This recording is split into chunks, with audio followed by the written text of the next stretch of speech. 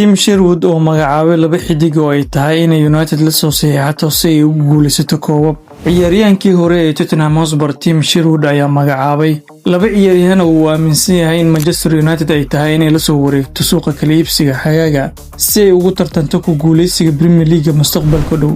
Labada ciyaaryahan ee uu tilmaamay waa Elliot Anderson oo ka tirsan Nottingham Forest iyo Adam Wharton oo u ciyaara Crystal Palace. Isagoo ku hadlayay Notibi Tabi podcast, Sherwood ayaa yiri isagu waa Elliot ma sii joogi doono Nottingham Forest xilli ciyaareedkii dambe. Nasiib daro Forest ma sii joogi doono. Waxaan u maleynayaa inuu tagi doono Manchester United. Waxaan sidoo kale arkay Adam Wharton oo tagaya Manchester United. Waxaan u maleynayaa inay labadaba qaadan doonaan. Waxay u baahan yihiin isbedel weyn haddii ay rabaan inay ku guuleystaan Premier League.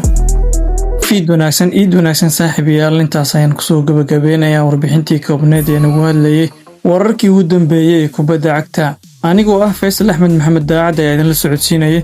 Haddii aad ilaa dhamaadka muuqaalkan la soo gaartay ilaawin inaad muuqaalka like saarto sidoo kalena sii share gareyso. Haddii aad nagu cusubtaan ugu soo biiro oo ka mid noqo asxaabta nagu xiran. Mahadsanid.